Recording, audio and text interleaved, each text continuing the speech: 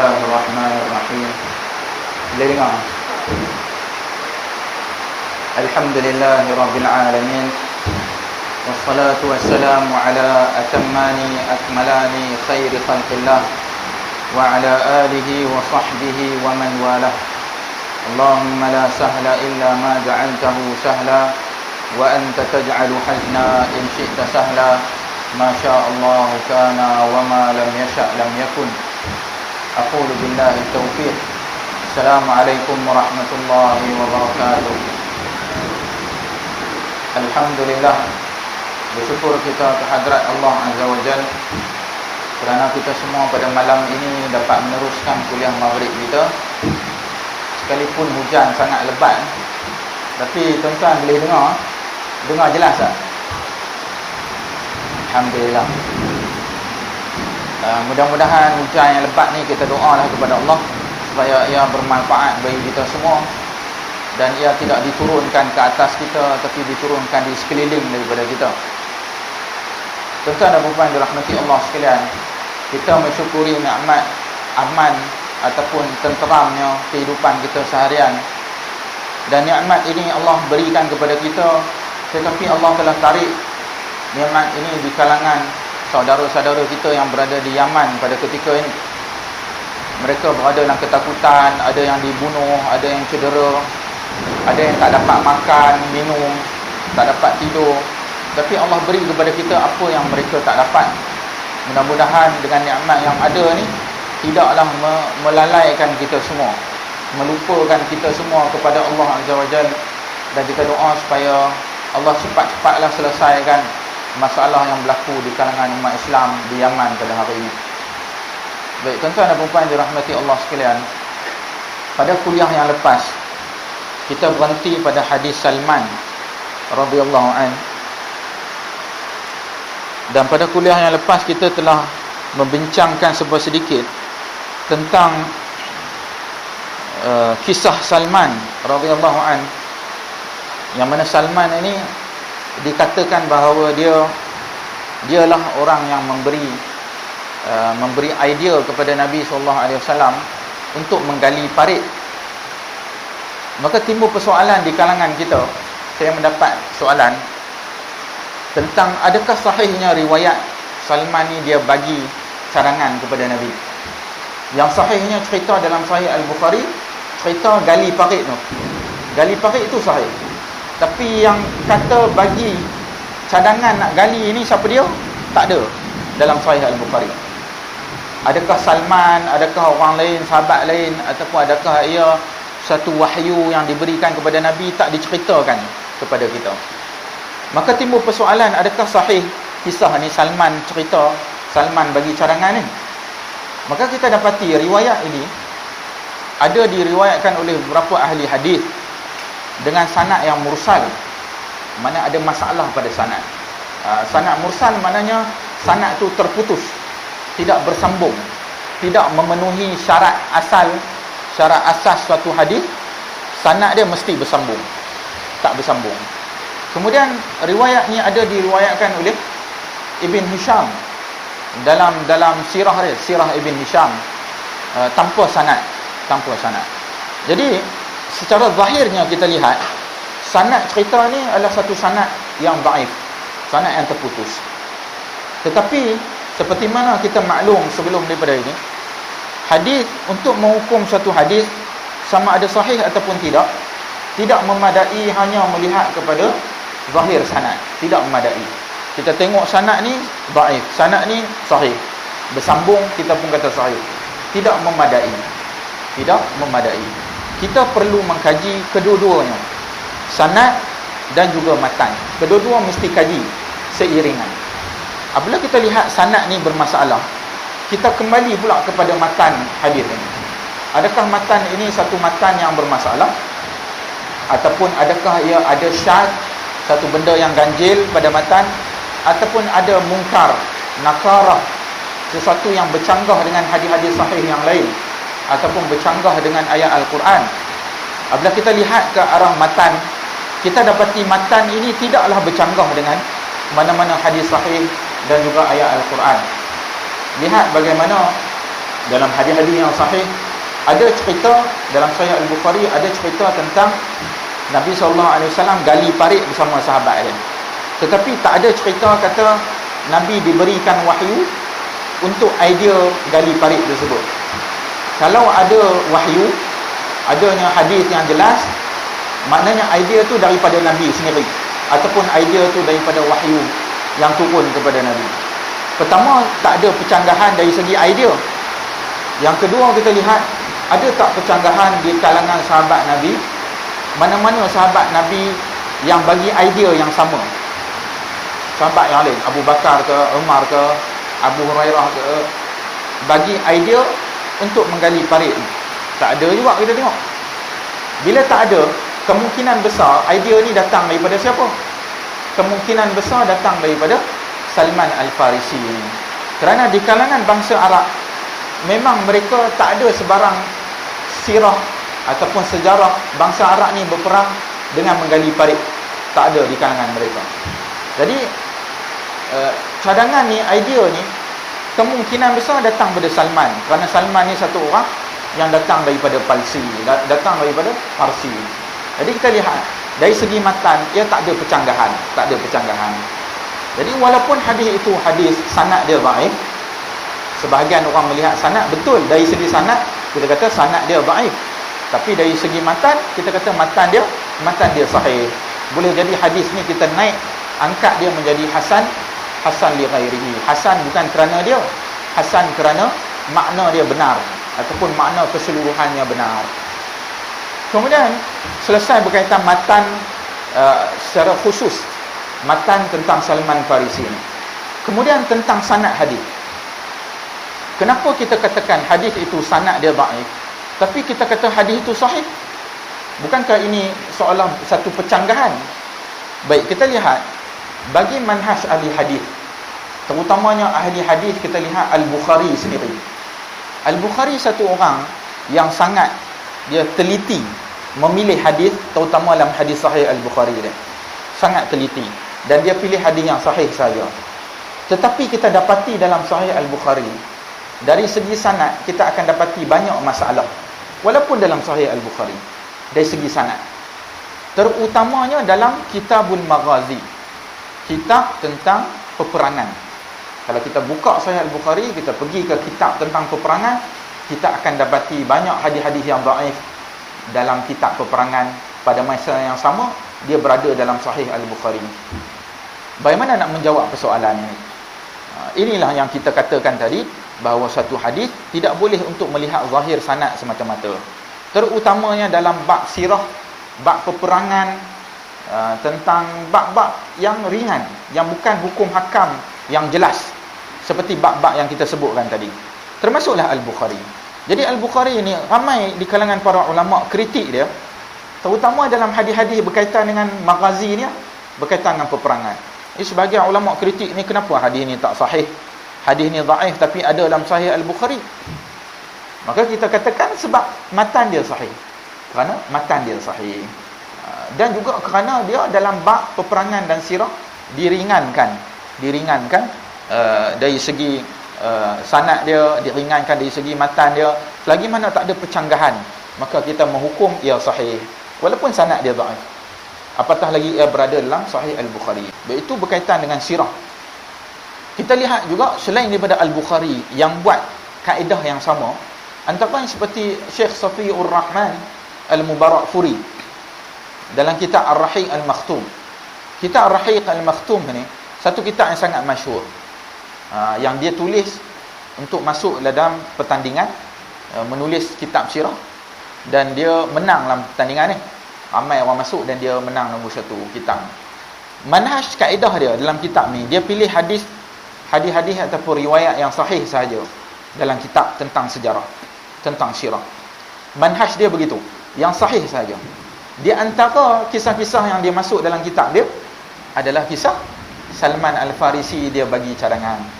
Antara kisah-kisah yang dia masukkan. Jadi kita boleh faham, bagi Syekh Mubarakfuri ni, cerita Salman ni adalah cerita yang sahih. Bagi dia sahih. Walaupun sanad dia bermasalah.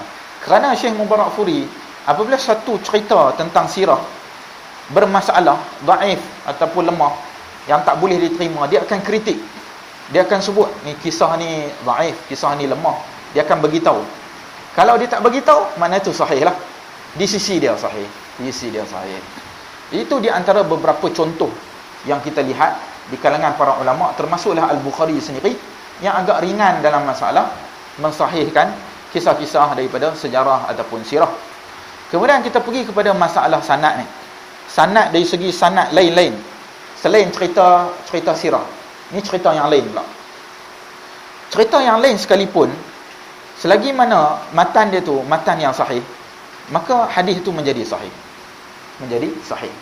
Kita lihat Al-Bukhari pun buat manhaj ataupun kaedah dia pun begitu. Kita tengok dalam kitab Sahih Al-Bukhari ni, banyak sanad-sanad yang terputus. Antara yang dipanggil dengan sanad mu'allaq. Hadis mu'allaq. Mu'allaq ni maksud dia hadis yang terputus daripada sebelum Al-Bukhari sehingga ke atas, sama ada seorang, dua orang, tiga orang. Dan kebiasaan Al-Bukhari buat, di antara dia dengan sahabat Nabi, dia bubuh antaranya Abu Musa Al-Ash'ari. Satu hadis dia kata daripada Abu Musa Al-Ash'ari. Bukhari ambil daripada siapa? Kita tak tahu dia ambil daripada siapa. Kerana orang sebelum Bukhari tak ada. Sebelum tu tak ada sampai sahabat Nabi. Dia punya banyak, dia punya hilang, dia punya sanad. Banyak, bukan satu dua, hilang sampai sahabat Nabi hilang. Dia membawa masuk satu hadis daripada Abu Musa Al-Ash'ari radhiyallahu an tentang Nabi sallallahu alaihi wasallam. Dia bersama dengan sahabat yang lain, tiba-tiba masuknya Sayyidina Uthman bin Affan radhiyallahu an masuk. Nabi pun tutup dia punya paha. Hadis dalam Sahih Al-Bukhari. Jadi timbul persoalan kepada kita. Hadis ni sanad hilang banyak. Maknanya dhaif lah. Sanad tu dhaif lah. Tapi kenapa dia masuk dalam Sahih Al-Bukhari? Masuk dalam Sahih. Kerana dia melihat hadis itu sahih. Bagi dia hadis itu sahih. Ada kemungkinan banyak yang dijawab. Antaranya Al-Imam Ibn Hajar, Hafiz Ibn Hajar, dia tulis kitab Taghliqut Ta'liq, penutupan hadis mu'allaq. Hadis-hadis mu'allaq ni dia nak tutup. Macam mana nak tutup? Dia tulis kitab khas untuk tutup masalah ni saja. Antara yang disebut, kenapa Bukhari buat macam tu? Kemungkinan sebab Bukhari nak ringkaskan dia. Dia bukannya sanad tu hilang ke, tak ada ke. Dia nak ringkas. Boleh jadi hadis tu ada dekat tempat lain. Ada dekat bab lain. Datang bab ni, dia tengok berulang lagi sekali hadis ni. Dia buang sanad. Nak bagi jadi ringkas. Tapi sanad tu ada kat sana. Dalam kitab yang sama. Boleh jadi sanad dia tak ada. Tapi sanad tu dia bawa dekat kitab dia yang lain. Kerana Al-Bukhari bukan ada satu kitab saja. Dia ada kitab tarikh, kitab-kitab yang lain, Al-Adab Al-Mufrad, kitab-kitab yang lain. Kadang-kadang sanad tu ada dekat kitab hak lain. Kadang-kadang tak ada kitab hak lain, tapi ada kat kitab imam yang lain. Antaranya An-Nasa'i. Satu hadis dalam Bukhari, sanad tak ada. Tapi sanad yang sama ada dekat dalam Sunan An-Nasa'i. Dan banyak soalan yang timbul. Dan kadang-kadang Bukhari dia tulis itu, kenapa? Sebab dia tak pasti. Adakah dia dengar dengan betul? Sanad ni dia tak pasti dia dengar ataupun tidak. Jadi dia tak mau untuk menipu, dia jujur, dia buang tulis sanad tu. Daripada dia ragu-ragu, dia tak pasti aku dengar ataupun tidak daripada syekh ini dan syekh ini, maka dia buang sanad itu. Tetapi secara umumnya, kesemua hadis ni sahih. Dia kata mana Hafiz bin Hajar, sama ada sahih atau hasan, ataupun dia dhaif, tapi dhaif yang boleh kita angkat lagi. Dhaif yang sikit saja dhaif dia, tapi boleh beramal dengan dia. Boleh beramal dengan hadis tu. Secara umum keseluruhannya sahih, kecuali kalau Al-Bukhari sendiri kata dhaif. Ada sebahagian hadis seperti mana hadis daripada Abu Hurairah yang Nabi larang larangan kepada imam apabila dia jadi imam, lepas habis sembahyang imam dia nak sembahyang sunat kat situ juga. Tak boleh, dilarang. Al-Bukhari sendiri kata hadis tu dhaif. Pada masa sama memang sanad dia dhaif, lepas tu dia sendiri pula kata hadis itu dhaif, maka hadis yang dia sendiri kata itu kita terima ia sebagai satu hadis dhaif. Jika tidak, secara umum kita terima ia. Sama ada dia mungkin dhaif, tapi dhaif yang naik kepada hasan li ghairihi dan sebagainya yang boleh diterima. Jadi kita tengok Al-Bukhari dalam masalah selain daripada masalah ini pun, masalah sejarah ataupun sirah, masih lagi dia terima, tetapi dengan syarat-syarat yang ketat seperti inilah. Kena tengok bab perbandingan, tengok dengan banding hadis yang lain, adakah ia bercanggah ataupun tidak. Kemudian kita tengok selain pada Al-Bukhari, Kita ada beberapa imam yang lain seperti An-Nawawi. An-Nawawi rahmatullah, manhaj dia dalam kitab hadis 40. Al-Arba'un An-Nawawiyah, hadis 40. Hadis 40 ni secara umum An-Nawawi dia kumpul hadis yang sahih. Dia kumpul hadis yang sahih. Dan keistimewaan An-Nawawi ni, bila dia tulis kitab, kebiasaannya kitab-kitab yang dia tulis, terutama kitab hadis, kesemuanya hadisnya sahih. Bagi dia sahih. Riyadhus Salihin, Al-Azkar, hadis-hadis tu dia pilih hadis yang sahih. Termasuklah hadis 40. Tapi apa An-Nawawi buatlah hadis 40? Kita tengok An-Nawawi, dia bawa hadis. Ada setengah hadis, sanad dia memang sanad dia dhaif. Setengah hadis dalam hadis 40, sanad dia dhaif. Tapi kita tengok, walaupun sanad dhaif, tapi kenapa An-Nawawi bawa masuk dalam kitab dia hadis 40 ni? Seolah-olah hadis ni sahih. Maka kita kembali kepada masalah matan dia. Antara hadis-hadis yang boleh kita petik seperti hadis la yu'minu ahadukum hatta yakuna hawahu taba'an lima ji'tu bih. Tidak beriman salah seorang daripada kamu sehingga dia menjadikan hawa nafsu dia mengikuti apa yang telah aku bawa, iaitu Quran dan juga sunnah. Hadis ni kita tengok tak ada apa yang pelik. Tak beriman mana kurang iman lah, tak sempurna iman. Satu orang yang mana dia ni sehinggalah dia mengikuti hawa nafsu, menjadikan hawa nafsu dia mengikuti sunnah Nabi dan juga mengikuti Al-Quran yang Nabi bawa. Dari segi tengok matan tak ada masalah. Kalau kita banding dia dengan mana-mana hadis sahih, banding dia dengan ayat Al-Quran ke, antara tuntutan apabila kita ni berselisih faham supaya kita kembali kepada Al-Quran dan sunnah, tuntutan berselisih faham kembali kepada Nabi sebagai hakim. Mana apabila kita ni hawa nafsu, duk gaduh dengan orang, bertengkar itu ini masalah, akhirnya kena kembali kepada Nabi supaya Nabi jadi hakim, nak tentukan mana betul mana salah. Kembalikan hawa nafsu dia kepada Nabi, bahawa Nabi akan perelokkan, hakimkan yang mana satu betul, mana satu salah. Jadi tengok hadis ni sahih ni, tapi sanad dia masalah, sanad dia dhaif, tapi matan dia sahih. Kita kira ia sebagai satu hadis yang sahih. Itu antara beberapa contoh yang kita petik lah di kalangan manhaj-manhaj kaedah para ulama hadis. Pada masa yang sama kita tak nafikan juga ada sebahagian ahli hadis dia agak ketat. Dia ketat sikit. Kalau ada masalah dia kira dhaif lah. Ada problem dekat matan atau ada problem kat sanad ke, dia terus hadis ni dhaif bagi dia. Ada sebahagian begitu yang agak ketat, terutamanya dalam bidang sirah ini pun sebahagian mereka agak ketat. Antaranya kita lihat beberapa ulama di kalangan yang terkini pun, kaedah yang terkini pun, kita lihat ulama-ulama yang terkini mereka kadang-kala menghukum satu hadis itu dhaif, sedangkan kadang-kala kita lihat ya tak adalah satu pencanggahan sangat pun pada satu hadis, tetapi dihukum sebagai dhaif. Allah Taala alam. Jadi dalam masalah khusus cerita Salman ni, dia bagi idea kita menganggap hadis ni satu hadis yang hasan, paling kurang pun ia hasan, daripada hadis yang dhaif yang boleh dinaikkan taraf menjadi satu hadis yang hasan. Di sisi kita lah, kita tak kata secara umum ia hasan, tapi bagi kita cenderung kepada hadis yang hasan. Pada masa yang sama, siapa yang nak kata ia dhaif pun dhaif lah, dia beritahu kata sanad ni dhaif. Dan kita kata secara umumnya kita gabungkan sanad dan matan, kita kata ia hadis yang hasan. Wallahu taala alam.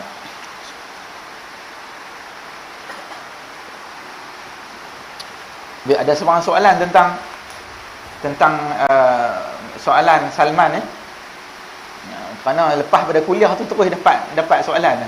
Tak ada nak balik rumah lagi, dah masuk dah soalan dalam telefon ni, Telegram. Orang terus hantar soalan. Dia kata, "Ustaz, hadis ni dhaif. Adakah kita boleh terima, apakah ia sahih ataupun tidak?" Jadi mudah-mudahan penerangan ni tapi tak membawa maksud kaedah ni kita ikut suka. Kita ambil, dengar ustaz cerita kaedah tu, kita ambil, lepas tu pergi pelekat sana sini. Kan? Ini pelekat botol ni, botol sos, dia pergi pelekat kat semua. Dengan kicap, sos tiram, semua dia pelekat habis. Maka merosakkan hadis-hadis yang lain. Kaedah tu kena jaga. Taklah terlalu ketat, tak terlalu juga longgar. Longgar sangat pun, dia kira semua benda nak sahih. Dia tengok matan ni macam okey sikit, dia sahih semua. Maka merosakkan hadis itu sendiri. Baik, kalau ada sebarang soalan sebelum kita pergi kepada bab yang lain.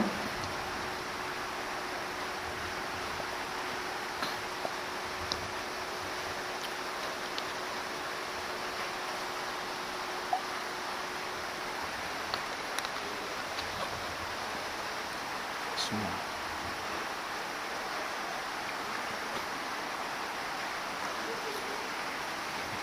Baik, kalau tak ada sebarang soalan berkaitan dengan hadis Salman ni, saya nak pergi pada satu bab yang lain. Bab juga berkaitan dengan bab matan ni, bab tentang matan, supaya kita semua jelas. Kerana fitnah ataupun syubhat tentang matan hadis ni banyak berlegar, terutama masa yang terkini sekarang ni dalam media sosial dan sebagainya. Ada tersebar tentang hadis Nabi SAW. Pada suatu hari baginda SAW didatangi dengan dua orang di kalangan Yahudi. Dua orang Yahudi ni datang, mereka tanya kepada Nabi sembilan soalan, 9 benda berkaitan dengan Islam ni. Apa Nabi nak bagi wasiat kepada mereka, Nabi nak bagi nasihat. Dia tanya kepada Nabi. Nabi pun jawab macam-macam lah jawapan tu. Jangan berzina dan sebagainya. Akhirnya Nabi jawab 10. Dia tanya 9, Nabi jawab 10. Bila dia dengar Nabi jawab 10 semua tu, mereka ni pun beriman kepada Nabi. Dia kata betul lah yang ni Nabi akhir zaman ni, betul lah yang ni. Dia punya seronok bila Nabi jawab kepada orang Yahudi ni, seronok Nabi jawab kepada mereka. Dia pergi pada kaki Nabi, dia cium kaki Nabi. Dia cium kaki Nabi sallallahu alaihi wasallam. Hadis ni jadi satu muskil pada hari ini. Dalam grup Telegram, tuan kata ada tak sebarang hadis? Ada. Hadis dia ni di antaranya. Antaranya hadis sahabat Nabi juga. Di kalangan sahabat Nabi, sahabat Nabi itu sendiri, mereka pergi dan cium kaki Nabi SAW. Ada atau tak ada? Ada. Hadis yang sahabat cium kaki Nabi dan juga dua orang Yahudi yang cium kaki Nabi ni. Baik. Itu dari segi hadis. Apabila kita tengok hadis ni, kita pergi ke sanad hadis, kita akan dapati ramai di kalangan ahli hadis ni, ulama hadis, yang kata hadis ni sahih. Antaranya seperti An-Nawawi rahmatullah alaih, Ibn Hajar, antara ulama yang kata hadis ni sahih. Ini timbul muskil kepada kita. Kalaulah kita ni jenis tengok, ulama ni kata sahih ya, kita pun kira pakai ambil hadis tu sahih ya. Mana hadis ni dalil bahawa bolehnya mencium kaki. Bolehnya mencium kaki. Maka dia ambil hadis ni, buat satu dalil, boleh cium kaki ustaz, cium kaki ulama, cium kaki orang saleh, orang alim mana-mana. Syekh dia datang, tok syekh dia datang, dia cium kaki. Dan inilah yang telah berlaku pada zaman ini. Dalam YouTube kita boleh jumpa, gambar-gambar dalam internet kita akan jumpa orang cium kaki-kaki tok syekh ni. Jadi timbul persoalan kepada kita. Kerana hadis ni hadis yang sahih. Sebahagian ulama mensahihkan, ada sebahagian yang mendhaifkan sanad. Kerana sanad dia memang ada masalah pada sanad. Ada beberapa masalah kepada sanad ni. Tapi bagi kita penuntut ilmu hadis utamanya, di mana kita sebut, kita selalu pesan bahawa hadis tidak boleh melihat pada zahir sanad, mesti melihat kepada matan sanad. Antaranya inilah di mana hadis kita sebut Salman ni, begitu juga hadis yang sahabat Nabi cium kaki. Kalau kita melihat kepada matan, kita akan dapati matan ni ada satu benda yang ganjil kat situ. Sama ada syadz ataupun mungkar, benda yang bercanggah-percanggahan. Kerana kita lihat Nabi SAW, tak mungkin dia seorang Nabi, sifat seorang Rasul, suka kaki dia dicium. Bukan cium sekali. Ada dua hadis dalam masalah ni. Kejap cium, dua orang Yahudi cium, kejap lagi sahabat Nabi cium. Seolah-olah Nabi ni suka orang cium kaki dia.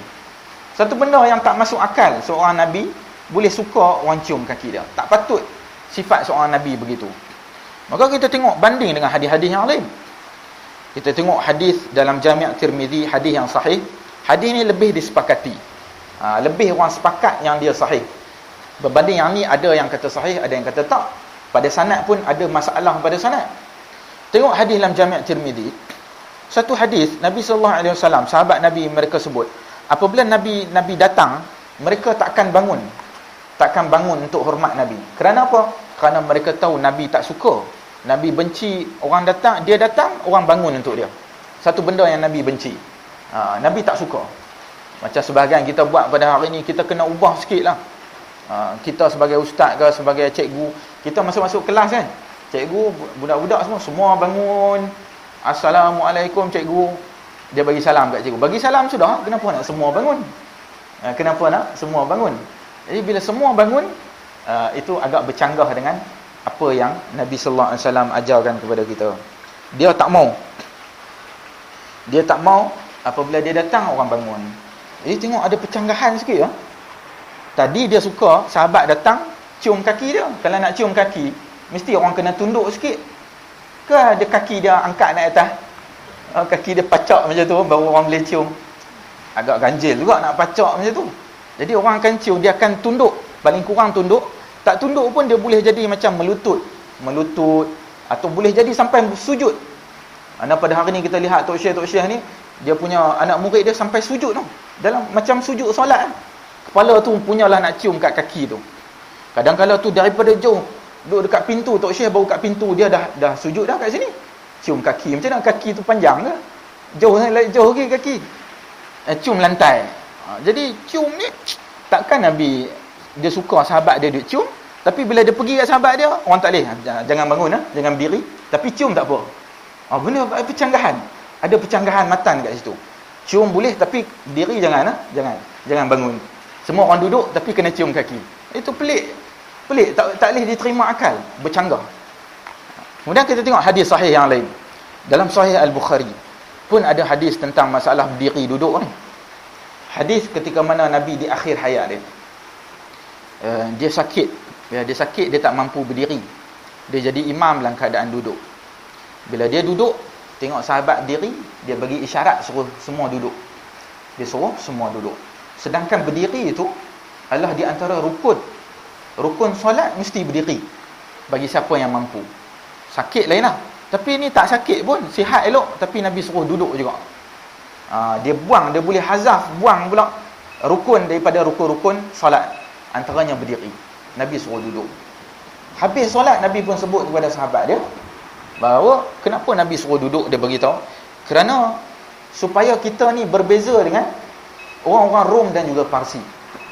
Nabi sebut Maharaja Rom dan Parsi, raja-raja dia, bila raja dia duduk, rakyat dia, menteri semua kena berdiri. Orang lain tak boleh duduk, dia seorang yang boleh duduk. Itu sifat raja Rom dan juga Parsi. Nabi tak mau jadi macam Rom Parsi. Dia nak jadi seorang Nabi. Itu sesuai sifat seorang Nabi. Bila dia duduk, sahabat dia kena duduk. Tak boleh dia duduk, orang kena berdiri. Dia tak suka orang berdiri duduk untuk menghormat dia semata-mata, tak. Sampai dia boleh menghapuskan di antara rukun-rukun solat ni, boleh duduk. Untuk supaya mereka ni sama taraf dengan dia. Bukan sama taraf sebagai seorang Rasul, tapi sebagai seorang sahabat dia sama. Tak ada dia ni lebih hebat macam seorang raja, tak ada.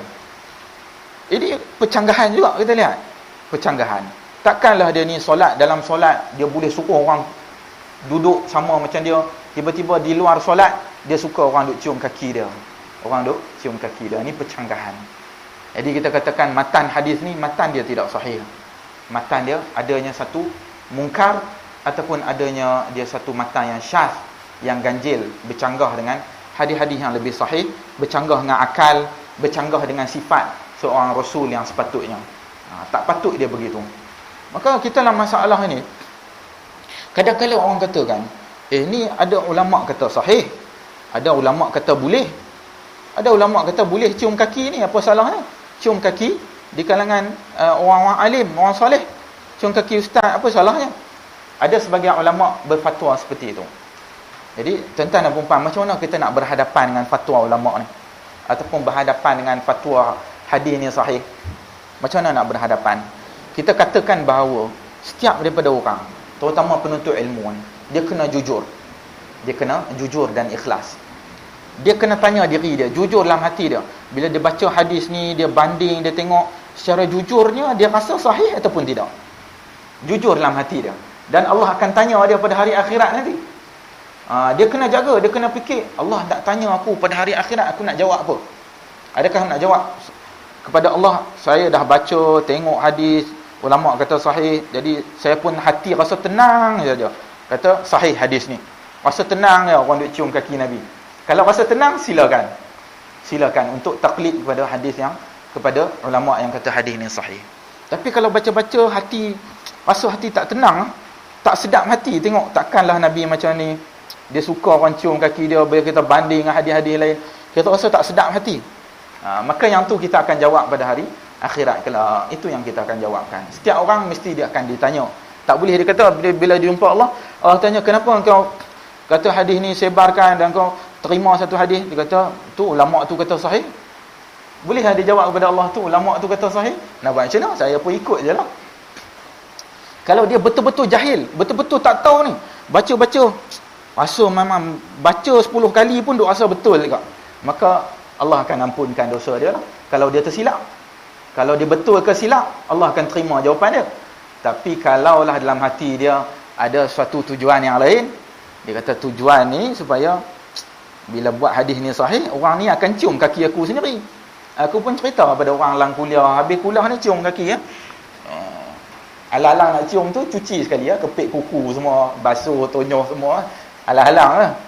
Kalau betul nak berkat sangat, betul-betul berkat, itu lebih berkat. Siap tadah dia punya air tu bawa balik lah, pergi minum ke apa.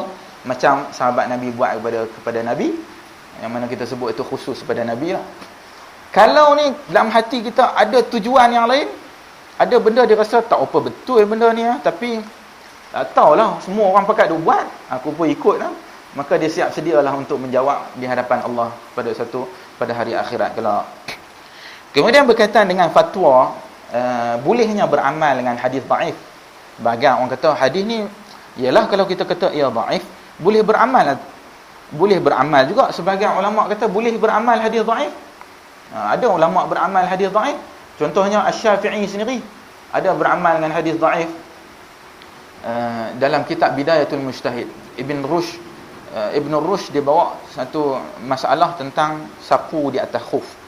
Di mana yang biasa maklum kita hadis yang sahih, hadis muttafaqun alaih Bukhari Muslim, sapu ke atas sapu ke atas khuf, pakai stoking kulit sapu ke atas. Tapi ada hadis yang dhaif, hadis lain yang dhaif, sapu ke atas, lepas tu sapu kat bawah pula. Atas dengan bawah. Dalam mazhab Syafi'i, dia kata wajib sapu kat atas. Sapu kat bawah ni mustahab. Mustahab maknanya digalakkan. Asy-Syafi'i sendiri dia sebut wajib sapu kat atas. Bawah ni bukan sunat pun. Kalau sunat, sunatlah. Ataupun dia panggil manduk ke. Tapi dia sebut mustahab. Mustahab ni digalakkan, dianjurkan. Dia kata kalau boleh sapulah kat bawah tu. Itu maksud dia. Bukannya sunat sapu ni dapat pahala, sapu kat bawah ni dapat pahala, tidak. Dia kalau boleh sapulah. Azan kita. Kita azan atau terus? Kita terus. Jadi kalau boleh sapu kat bawah ni, kemungkinan apa yang boleh kita faham daripada mazhab Syafi'i ni, kita faham kata kita wajib memang basuh kat atas tu, mesti nak sah kena sapu kat atas. Tapi bila kita ni pakai stoking kulit, kita jalan kena debu, kena habuk, jalan kena tanah, maka kotor kat bawah ni. Ada habuk-habuk, ada tanah, sapu lah nak buang kotoran tu. Tapi dia tak kata sunat pun, dia cuma kata digalakkan, sapu lah, buang lah, buang, digalakkan bagi kita. Macam kita pada hari ni kadang-kadang kita ialah kita berjalan, contoh kita berjalan kena lecak apa semua. Lepas tu kita digalakkan bila dah lecak kotor, kita pun basuh kaki. Bukan bermakna basuh 2 kali. Wuduk tadi basuh dah kaki. Lepas tu basuh lagi sekali. Sebab apa basuh? Sebab dia ada kotoran. Kita jalan tadi hujan, kotor. Basuh kaki sekali lagi. Digalakkan bagi kita basuhlah lagi sekali sebelum masuk masjid. Takut surau jadi kotor sebagainya. Itu yang dimaksudkan. Jadi hadis ni tengok. Kalau kita kata beramal dengan betul-betul hadis dhaif ni, dia kata Asy-Syafi'i betul-betul beramal. Sudah tentu Asy-Syafi'i akan kata wajib sapu kat bawah. Sapu atas, bawah sekaligus. Wajib. Kalau kata dia betul-betul beramal, dia pegang dengan hadis dhaif ni, tidak. Ini yang dimaksudkan beramal dengan hadis dhaif. Ada sebahagian di kalangan para ulama pun mewajibkan. Ada sebahagian ulama kata wajib, sapu atas, sapu bawah pun wajib, dia kata. Dua-dua sekali wajib. Jadi pandangan ni pandangan yang syaz, pandangan yang ganjil, pandangan yang pelik, yang minoriti saja di kalangan ulama. Majoriti sapu kat atas ataupun digalakkan sapu kat bawah. Mazhab yang lain seperti Abu Hanifah, mazhab Hanafi, dia kata wajib sapu kat atas saja, tak payah duk sapu-sapu ke bawah, ke atas saja memadai. Itu yang dimaksudkan beramal dengan hadis dhaif. Tapi kalau hadis dhaif ni, dia kata nak beramal dengan hadis ni, kita kata tak apalah, ikut fatwa macam fatwa An-Nawawi kata harus untuk kita cium kaki. Nak beramal macam mana? Seorang isteri cium kaki suami dia. Ini boleh beramal. Ini dikatakan beramal dengan hadis yang dhaif. Isteri cium kaki suami, suami cium kaki isteri. Salah atau tak salah? Tidak salah. Tak salah. Sebab dia cium dalam bilik dia lah. Cium depan orang salah. Cium depan orang kacau kan. Tak boleh lah. Cium dalam bilik dia, kat rumah dia, tak ada masalah. Anak cium kaki ayah, tak ada masalah. Cium lah, dia cium kat rumah dia. Tapi jangan buat cium depan-depan orang. Setiap hari sekali-sekala, tak apalah. Ataupun dia kata, cium kaki nenek, cium kaki atuk. Ini semua beramal dengan hadis ni, boleh beramal. Tapi kalau nak cium kaki ustaz, cium kaki ulama, cium kaki syekh, ini kita tengok pelik sangat. Pelik sangat, bahaya. Bahaya. Bila kita buka ini, kita kata boleh beramal ni, tak payah dia cium habis semua kaki-kaki ni. Jadilah pada hari ini sehingga ke seolah-olah mereka ni sujud, seolah-olah sujud. Kerana memang kalau kita tengok gambar, tengok YouTube tu, dia macam tengah solat tu, sujud macam solat. Dan syekh dia pun tak larang, kerana ini kalau kita menganggap kita menggunakan fatwa ni, lepas tu pergi pelekat kat semua tempat lah, ini sangat bahaya, sangat bahaya. Ambil satu fatwa, tapi fatwa ni dia boleh guna, dia serba guna punya fatwa. Fatwa serba guna. Macam perencah. Perencah ni boleh masak macam-macam. Padahal perencah tu kadang-kadang perencah tom yam. Kan, untuk masak tom yam. Tapi ada orang ambil perencah tom yam, dia buat nasi goreng tom yam, dia buat tu ni bihun tom yam, dia buat macam-macam benda dia buat. Daripada satu fatwa saja. Kalaulah kita ni kira nak ikut fatwa, tuan-tuan dan puan-puan, saya nak peringatkan kita semua, kalaulah kita ni jenis asal ada fatwa, jalan. Kita boleh cari, semua fatwa boleh cari. Nak fatwa riba halal, cari dalam kitab semua ada. Nak fatwa makan anjing, ada dalam kitab.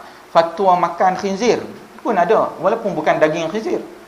Adanya di kalangan qaul-qaul, pandangan dia punya lemak khinzir. Lemak itu boleh makan.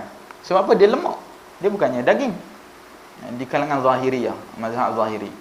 Kalau nak cari sampai khinzir, kita boleh cari ya. Anjing, khinzir, semua benda boleh cari. Kalaulah kata ni ada ulama kata, tetapi adakah apabila ada ulama kata semua benda kita boleh ambil cedok dan ambil guna dalam amalan hidup kita, sudah tentu tidak. Kerana kita semua akan ditanya. Walaupun kita kata saya ni bertaklid saja, tapi kalau kau taklid buta, kena juga. Kalau taklid tak buta, itu Allah boleh ejazlah kepada dia. Dengan rahmat Allah, dia boleh angkat dan ampunkan bagi kita kalau kita tersilap.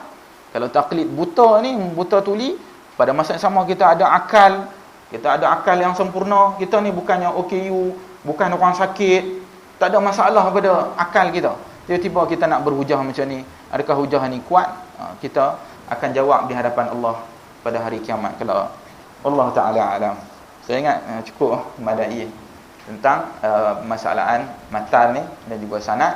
Mudah-mudahan ia jelas bagi kita semua, dan mudah-mudahan Allah menjadikan kita semua penuntut ilmu yang ikhlas, yang menuntut ilmu hanya kerana Allah dan untuk mengangkat kejahilan yang ada pada diri kita sendiri terutamanya.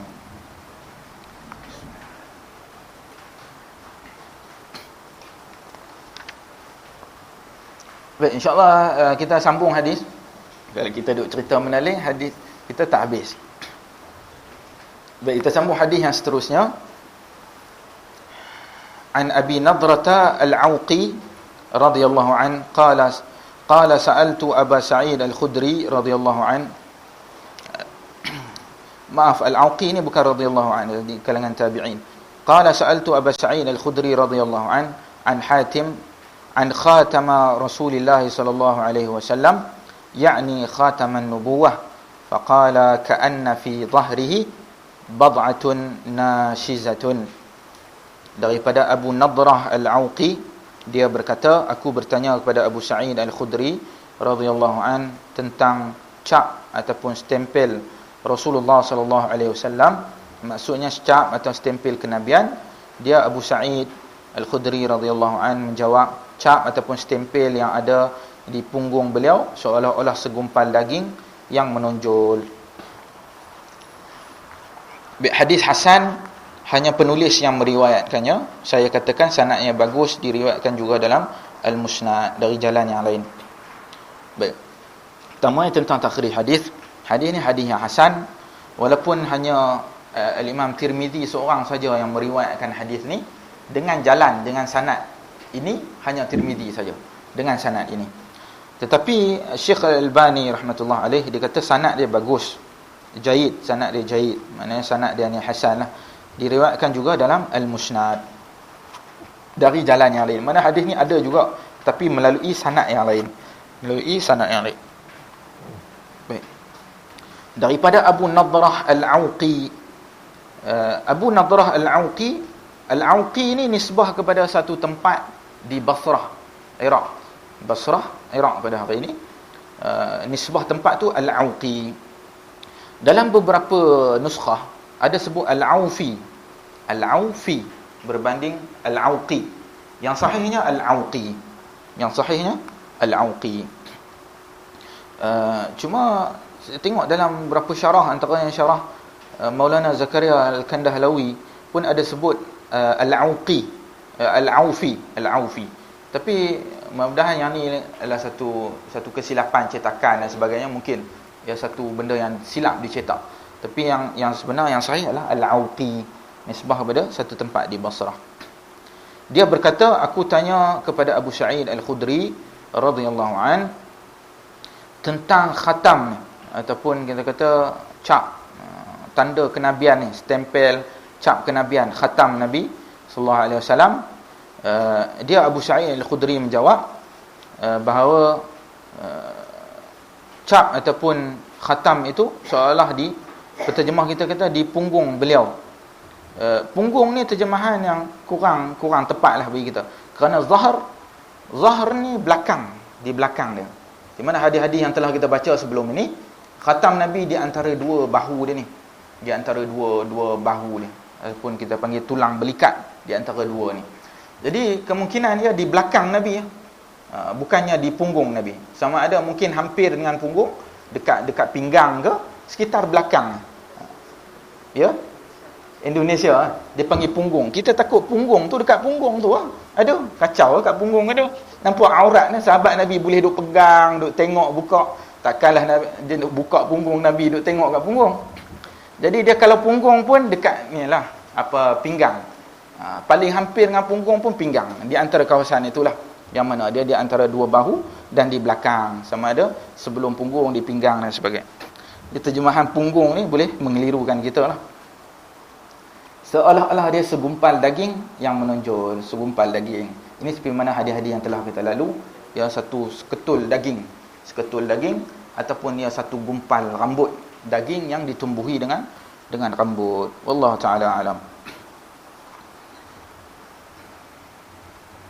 Baik, kita masuk hadis yang seterusnya. Sebelum kita berhenti untuk solat Isyak.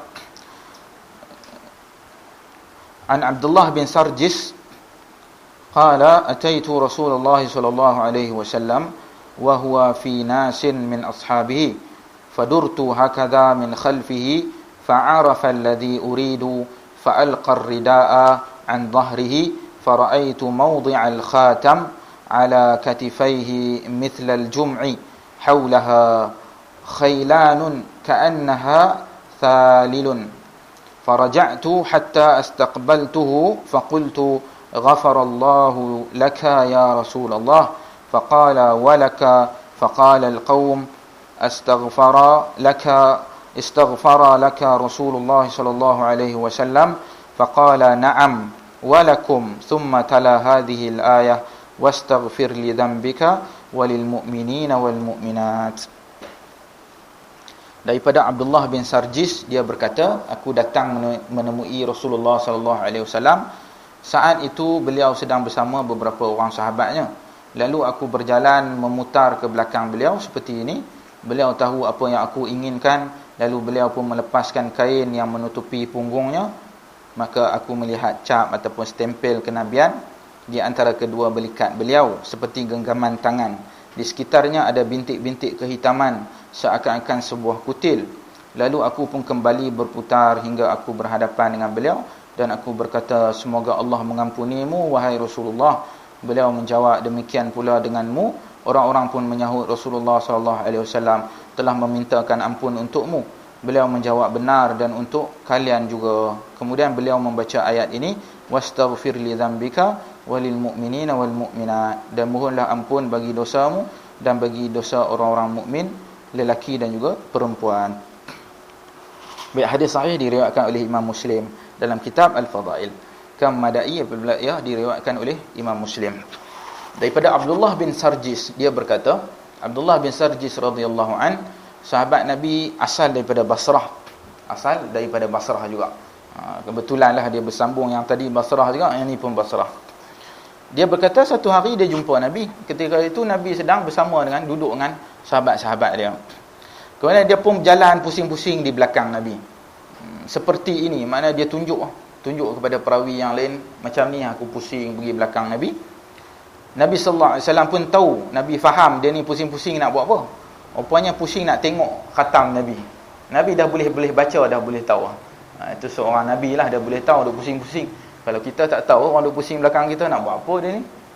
Nabi dia tahu, dia ni pusing-pusing nak tengok khatam lah. Teringin nak tengok. Lalu Nabi sallallahu alaihi wasallam pun melepaskan kain, melepaskan rida. Kita tengok dalam matan hadis disebut ar-rida. Rida ni lah yang selalu orang duk sebut pada hari ni, selempang. Rida tu dia bubuh kat di atas bahu dia, di atas bahu. Kita tak jumpa mana-mana hadis yang sebut rida ni bubuh sebelah.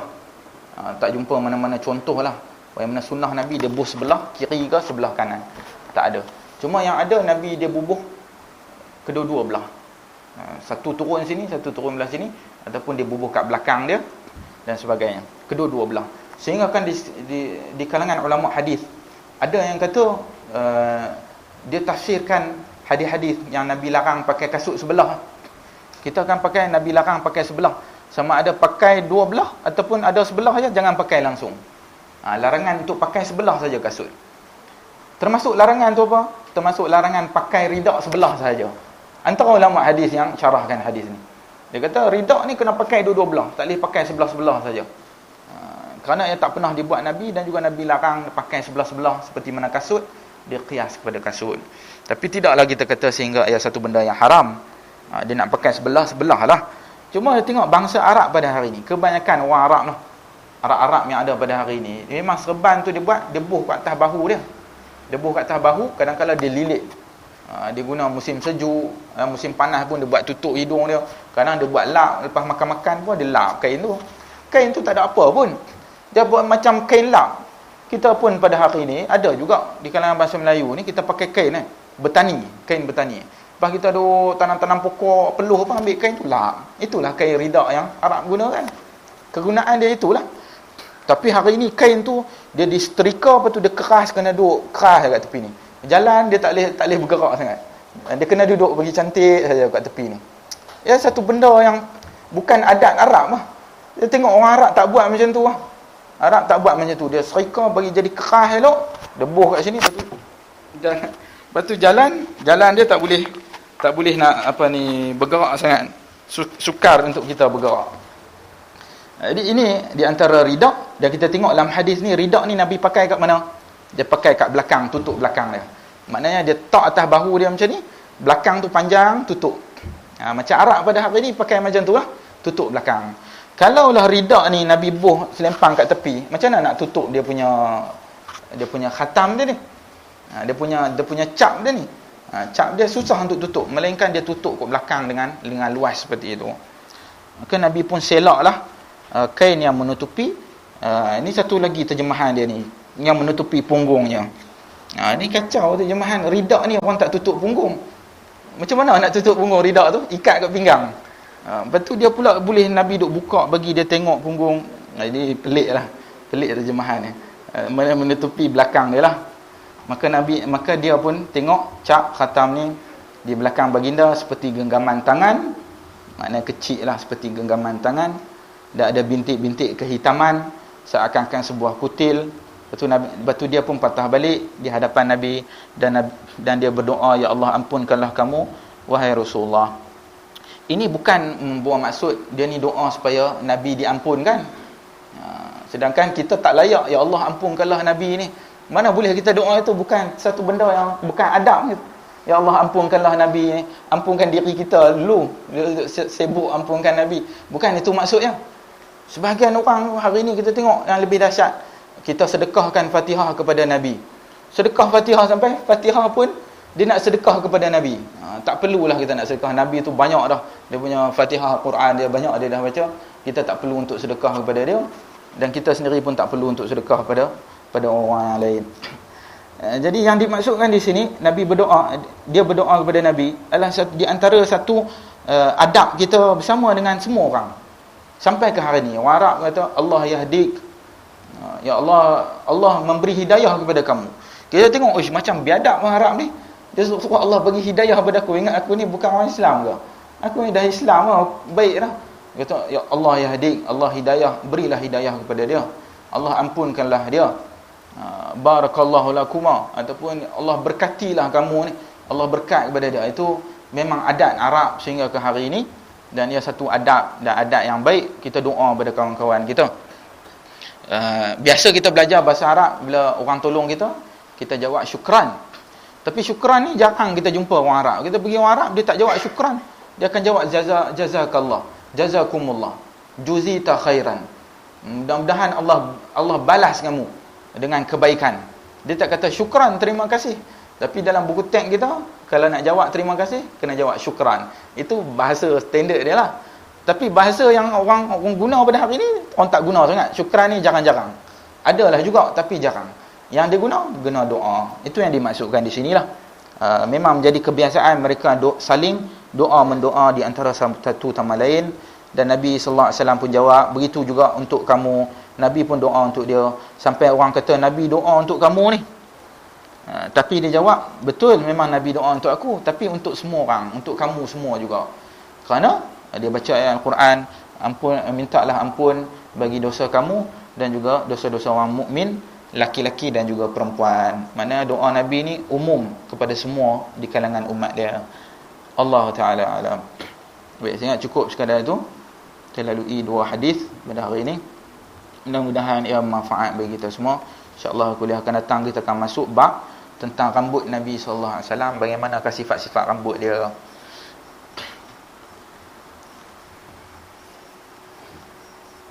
Baik, saya ingat cukup sekadar itu. Kalau ada sebarang soalan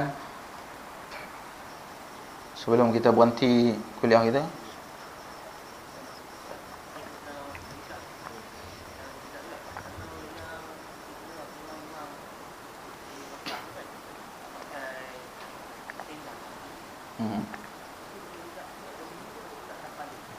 Itu kalau istilah pada hari ini dia panggil shimar ataupun dia panggil rutrah. Rutrah warna putih, kalau merah dia panggil shimar. Tapi adakah ia termasuk rida ataupun tidak? Wallahu alam. Adakah termasuk rida ataupun tidak? Adakah ia sunnah ataupun tidak? Buh di atas kepala ni. Baik. Saya pernah lalu satu hadis tentang Nabi dia pakai serban, dia letak atas kepala dia seperti mana yang ada pada hari ini. Tapi di segi status hadis, wallahu a'lam, adakah ia sahih ataupun tidak. Tapi pernah lalu adanya riwayat Nabi dia letak di atas kepala bersama dengan Abu Bakar, kedua-dua orang mereka menggunakan serban ni dan letak di atas kepala macam yang ada pada hari ini.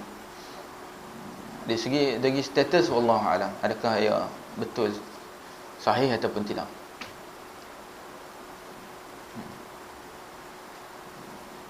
Tapi ia adalah satu di kalangan adat Arab lah, adat Arab. Ada fadilat ataupun tidak? Allahu a'lam. Tak tahu ada fadilat ataupun tidak. Kalau pakai selendang ni dapat apa? Dapat pahala banyak mana? Dapat sesuatu, ada tak atau tidak? Allahu a'lam. Ya, kembali kepada adat Arab lah yang ada pada hari ni. Sebab di kalangan ulama ni macam-macam pakaian mereka ada. Mengikut tempat masing-masing. Kalau kita pergi Syria, ulama dia jenis serban dia lilit atas kepala. Pergi ke negara Arab Teluk ni, semua orang letak atas kepala. Pergi Arab sana sini, Arab Mesir dia jarang pakai serban. Jarang kita jumpa Arab Mesir dia pakai serban lilit ataupun tidak tu. Di kalangan ulama dia ada yang lilit, ada yang letak dan sebagainya. Semua kembali kepada bagaimana keadaan adat Arab suatu kaum itu. Allahu a'lam. Jika tak ada sebarang soalan lagi, kita tangguhkan dahulu kuliah kita dengan tasbih kafarah. Subhanakallahumma wa bihamdik, asyhadu an la ilaha illa anta, astaghfiruka wa atubu ilaik. Sallallahu ala nabiyyina Muhammad. Alhamdulillahirabbil alamin. Assalamualaikum warahmatullahi wabarakatuh.